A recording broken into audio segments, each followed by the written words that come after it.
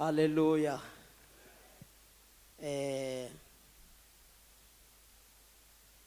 Angithathe leli thuba ngibonge kumabhodla anginikeza lona. Praise the Lord. Ngiyabingelela ikhehla elingizalayo umpostoli uNE Nyandini. Praise the Lord. Ubaba wami lo umuntu uma evela kuNkulunkulu hayi nina enihambe nibuka ubuso. Umuntu uma evela kuNkulunkulu uvamisile mayifika nje angathandeki.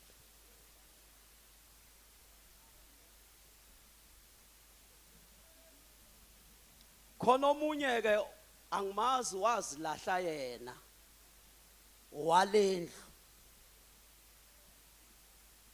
sasike sihlale naye sobabili athi mfowethu athi yaphi manje le ndoda athi uyabona kufuneka sithathe imoto ngoba wena usuyashayela sivimbele yamini yakhe ebridging sidudule silahlele siphethwe isikhwele sokuthi khona umuntu manje osezothatha uma wethu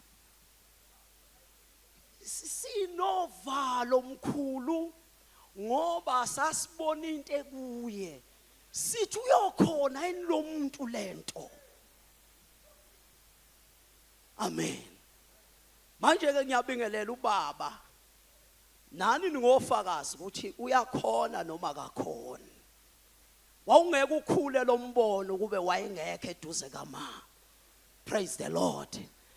Ngiyabingelela Gasela, sibingelela isalukwazi bese ngiyabingelela ama elders entshukumo. Akhona ama elders amadala bese kuba khona asando kubekwa. Praise the Lord. Siyawabingelela egameni lika Jesu. Akhona ke amanye eningawazi angale qaleni amanye awekho la bekufuneka babe khona kodwa ngenxa yempilo abekho njengobaba umpostoli uMathi. Praise the Lord. Wasemlazi ngizwile ukuthi ngathi akamuhle kahle kodwa ke inkosi izwile ukuthi sise right akho umuntu esifisa ukuthi angcwatshwe ngoba ke lo mpostoli loyo angikusho bazalwane uyena ke osuka la intshukumo yayizalwa khona kwisurrenders. Ngikhumbula sasibuya elindelani kade siyoshumayela ngoba isurrenders imntaka Mbuyazi asikwazi ukuthi masithi siphuma aphi singakhulumi ngayo. Kwakuyithimu le eyayihamba noNkulunkulu. Ukuhamba kwethu noNkulunkulu kwakungahluke nalutho nabanye. Iyodwa into eyayenziwa ileya team. uNkulunkulu wayisebenzisa ngamandla kodwa iyodwa nje into ababeyenza eyenziwa ngisho nabanye kodwa yayenza into eyodwa. uNkulunkulu wayesho into manje yenziwe manje alalelwe wayelalelwa.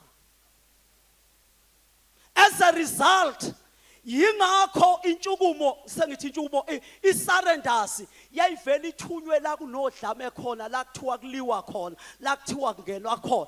Ila ngafunda khona ukuthi oh it's not about how powerful you can preach but it is about God protecting a man akhave.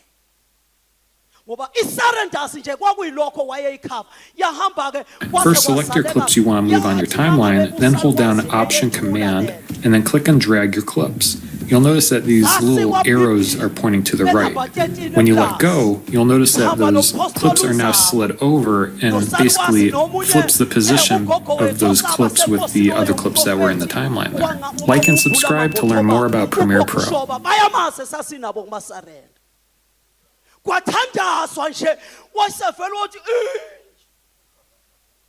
One thing that you might want to do when you video edit is move clips from one part of your sequence to another without really disrupting all the other clips in your timeline. First, select your clips you want to move on your timeline, then hold down Option Command, and then click and drag your clips. You'll notice that these little sathi kunento enginayo wasukuma wathi hayi uNkulunkulu wathi ngibonile nami ngabona abantu begqoka ublack and white beshawula yini besuka eKZN angathi bahamba ama province onke bewahambela yabuya lento yazobekwa kwisurrenders sasisekhaya kithi kwaKhumalo kwabhuta umthunzi eFalkop wafika wazoyichaza wathi surrenders ngicela nifukamele lengane ezalwayo ngoba lengane kukhona la uNkulunkulu asasi sasingazi ukuthi ngelilanga kuyoke kubenje angithandi ukuchaza kakhulu ukuthi ke kwasekubathini ukuthi ke ukuhamba noNkulunkulu umuntu akambuyase kuyinto complicated ngoba uNkulunkulu ukathemba omunye umbono awuthembela ukuzala enye into ngoba eyitshela ukuthi abantu abakulombono sebefundile bazokwazi ukuyiphatha lento ize I expose ukuthi yini abaningi babecabanga ukuthi intshukumo izobulala amasarenda kanti amasarenda ayingeke abulawe intshukumo. Praise the Lord. Sengiyedlula ke lapho bengithi ngiyabingelela bese ngibingelela ke ikhehla lami umkhulu ielder lentshukumo ubaba uNdlangamandla kuke kwashiwo ke wathi mayihamba ubaba umfundisi owayezala umama enkosini wathi mayihamba enkosini imbodlomane wayesezalwa ubaba uNdlangamandla kithi ke umkhulu mzukwane eshada wayekhona wamkhipha sikwamkhize emusa kwaNyandeni ngikhumbula ke baba uMdodana ngakusasa kade kushadwa ngayizolo sekuyokwabiwa masifike eDival sesikade simdrive umkhulu sesifika kaNyandeni ambona umkhulu ngathi uyathuka yes you are umuntu ovela kuNkulunkulu ukwazi ukumbona ukuthi usondeziwe ukuze wena upositionwe bese kuzalwa into ngawe akashintshwa hayi mkhulu noma inyawo singanqunywa kodwa kube wawungekho umzala wawungethuke bese inkosi yakithi ngiyabingelela enkosini yakithi bengisazobingelela kanti iyambona umkhulu yayisisondela kuindaba ezitha Gayede Maboya yathi hayi ungathuke konke is taken care of ngizoba nakekela undaba ezitha wathi ngizobanikeza bahlale eplasini kanti mayenze njalo uNkulunkulu ufuna kuyozalwa lento le. Praise the Lord. Ngisho ukuthi ke umkhulu usuka kude amanye ama-elders kaMadala kwahamba kwathi kungekude bahamba nombulo uma beye ngapha ekuzuleni basibuyela nendoda eyayidownload iBhayibheli ingangeke ngathi mina nginankinga ngiyashumayela ubaba uMdodana babuya nobaba uMdodana kwahamba ke saba nawo kwaze kwafika umfowethu uRathebe ngijwayela ukuthi usomratharatha wangena ama-elders kwajoyina obaba uBhazuka bangena bonke bazalwane egameni likaJesu baba ingxenye yama-elders kwangena nomama uMqathu ujwayela ukuthi athi Mtungwa wangena baba ingxenye yama-elders obaba umakhulukhulu sasinabo. Praise the Lord. So ngiyababingelela wonke ama-elders entshukumo bese ngiyabingelela CWC egameni lika Jesu, praise the Lord. Ngibingelela iCWC ngenxa yesikhathi njengoba ubona kade kushiwo la abantu abafike bathatha kulaba babeseqaleni engizothi ukuthinta ngabo uThixo wenza ukuthi abazali ngokukhuleka babona abantu okufuneka kulo second round after 10 days abantu okufuneka babe seduze kwabo babaphakamisa isandla sinabo ke abafowethu la ngeke ngisabaphakamisa kodwa ukhona uBishop Manqele njengo Deputy National General Convener mina ke engeseka kuloku kuba yimi nje ngoba mina ngishiye ngiyiskoshi ngeke ungithini angeke ngibe umuntu angina protocol, praise the Lord, ngimshe, praise the Lord. Bese siba no National General Secretary uNondaba, praise the Lord. Ngihlala phansi ke yini intshukumo sengiphazanyiswe laba bathi angisheshise kulungile ngizosheshisa. Intshukumo yaqala ngamantombazana u7 agcina ese9 ayefunda emakholeji ekholwa phakathi kwalawo mantombazane kwakukhona nale uNkulunkulu ayethemba ngalombono athi mayeqala eqashwa iDepartment of Education afika shumayele ekolweni kanti lenenye yawo izojoin iscouting besizala thina abaningi bethu yasizala kwiscouting sasindiswa ke bazalwane eKawotini sahluleka ukuthi noma simbone ukuthi ungathi ungangosisi bethu kodwa sathi umama ngoba sasibona inkazimulo kaNkuluNkulu imembethe kanti uzosithatha asise kodade wabo athi nazi ingane ezenu nani ngizele into ehlekisayo komntaka Mbuyasi sasibalandela befuna ukuyithandazela siyabafana sithi nathi sizothandaza bethi imhlolo yethu le ngane zabafana ziyapha sithi sifuna uNkulunkulu wenu bagcina besidedela ke sathandaza nabo kanti ke la kuzozalwa isurrenders yayingaphuthi weekend kuthandazo awu amen nginqamleleke kafusha itheke uma ngabe sesingabantu abajwayele ukuthandaza ngelinye ilanga uNkulunkulu wehla ngendlela eyisimanga wayesethi umuntu nomuntu akayinikele azidele saxake ukuthi sizidela sisurrender kuphi leli gama elithi surrenders alethiwa ngamuntu sasibhukuza kuthandazwa wathi uNkulunkulu asizidele emva kwalokho wayesesinika iprofeto ezithi asena Christmas sike asangabana Christmas thina almost about 14-15 years nako Christmas singekho emakhaya makudliwa Christmas siyashumayela siyobuya ngoJanuary sekuyiwe ekoleni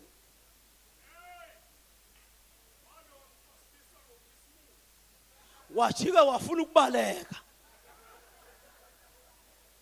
sasingena Christmas ilake kwasathi banakhona no baba udla ngamandla awu amen bazalwane so ke isurrenders ke yazala intshukumo ke yakhona mayifika intshukumo iqale lapha eplazini eQuick Flame yaqala iqala ngerondweni yaqala edining room ngabefundisi abawu11 intshumayelo yokuqala yashunyayelwa yimina nomfundisi uMeyiwa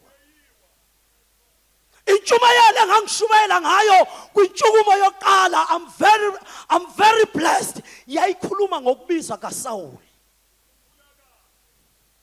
hallelujah yahamba kwalahleka imbongolo yahamba ke intshukumo iyayizalwe kweye uNkulunkulu wayibeke kuma wethu ukuthi eyokunaka izingceke ezincane ningaba ngofakazi it is a crisis kulezi insuku mayihlulwa ugcobo khona nabayibiza ngama lions abaphatheki bese kuthi emabandleni la angabe basubmita khona bafune basheshe bahamba and masebelimele bangakwazi ukunakwa bese kuba ngathi abanakwa emabandleni kanti bona abahluleke ukuseva bahlulwa ugcobo. Intshukumo ke yayidalelwe labo bantu ngoba asilikhuluma iqiniso ma uyinceke kancane uyashumayela kuthi osista bonke babe naso nje isifiso, you become exposed. Nabanye osista babiziwe mabengathayi balokhu bekumeme enkosweni zabo kanti khona into esiyakhela. Uthi mawufika khona ushumayela bakuhlelela iBNB bese kuba ngathi ngakhona bazolokhu besokuneza nje. Bese kuyalinyalwa khona lapho. Inhlukumo ke kwakweyalabo bantu ukuthi mawusufambulile wahluleka ukusubmit ebandleni kubaba okuzalayo kwenziwa njani ngoba intshukumo ithi go back, hamba ubani ubaba wakho, go back ukuze uyoreleasewa kahle. Yahamba ke intshukumo bazalwane yonke leminyaka sengihlala phansi mayihamba uNkulunkulu wavele waba nomusa wayifaka na kwi-conference. Kahle kahle kwakwe yabefundisi wayifaka na kwi-conference njengoba isiyaba nje. Into enganitshela yona bazalwane yile, what has made intshukumo isurvive 20 years ingxaki ukuthi umzali omunye wabazali bethu oyebekwe kuye usalukwazi uyamlalela uNkulunkulu. Nginento nje ethi bazalwane sifika kanjani la, sifika ngezwi lika Maria elithi nanoma yini ayishoyo aniboyenza. Hey, isalukwazi mangabe sizothandazela izibhikha zentshukumo asithandazi ngokuthi udumile uyatrenda kodwa uNkulunkulu ukabiza umshumayeli nami ngithi ngiyambheka athi mayifika la afike enza izinto kanti ubethunywe kubantu abathile ngoba intshukumo isibhedlela yakha abantu. Ngike ngababona ithema iqala abazalwane uNkulunkulu wakhuluma ngabaprofeti wakhuluma nangami wathi intshukumo ngoba iqalile zikhona nezinye iqepha ayivusile angithukanga makuvuka ezinye inkonzo ezihlanganisa abantu wathi uNkulunkulu konke lokhu kungumsebenzi wami kuzohlangana kukhipha ubuso njengemap yaseAfrika. That is why ke wena asikutsheleke ngoba bakhona lalabo abake bahamba sebebuyile ngoba babenza iphutha befuna ukukhathanisa intshukumo namanye ama movements kanti uNkulunkulu wayekhulumile intshukumo inombono wayo. Ake siyekela ukukhatha ama movement avuswa uNkulunkulu. Uma into ungayazi ungayikhuluma. Angibonzele example, intshukumo ayisiyona iprayer. Akhona ama movement abakela ukuba yiprayer. Noma kungashunyayela kodwa awokuthandaza. Intshukumo isibhedlela iconference yokwakha ibandla nokwakha ingcebo nokuqinisa ingcebo nokuqinisa abazalwane. Umsebenzi wentshukumo ke loyo. Mayithuka ivangela isuka kwi-road show hayi ngoba main vision ukuvangela isibhedlela kuyakhiwa la. That is why ivele yaphuma kuma competitions bethi bayifaka abantu hey iwile niyabona kuvuka ini isangwa savele savala indlebe sama kulokhu uNkulunkulu akusho. That is why we have survived ngoba what is important okokuthi uyothi mayisefika enkosini athi umbono wawunginike wona ngufezile nanku. Angiqalazange eceleni ngafuna ukwenza okwangakubona sekwenzwa abanye nabo wawubavusile kodwa ngenza lokho wawungithume kona. Akhona amanye ama movement engiwahloniphayo nawo uNkulunkulu wawavusa ukuthi wena wavangele. Manje ungawafanisa kanjani nentshukumo ngoba intshukumo iconference. Awu amen. So ke intshukumo yileyo kho bazalwane.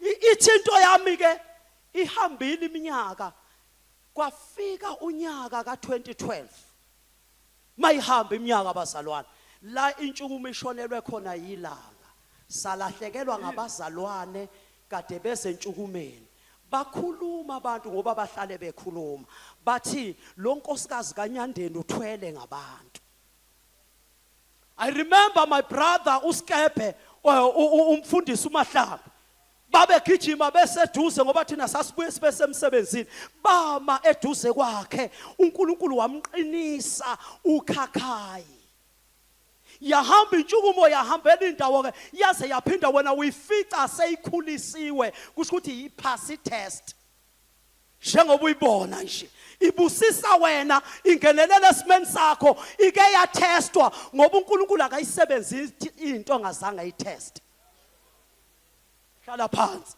akayisebenzisa uNkulunkulu into njani angayitestanga iyona ke intshukumo le yahamba yaze yafika la abazalwane iphume endaweni eningi babalile abazalwane kuma road shows sahambela indawo bazalwane uNkulunkulu esebenza nakalokhu we believe and trust God ukuthi nakule minyaka eminye ezayo God will still go with us ngoba sibamba ukusho kwakhe amen.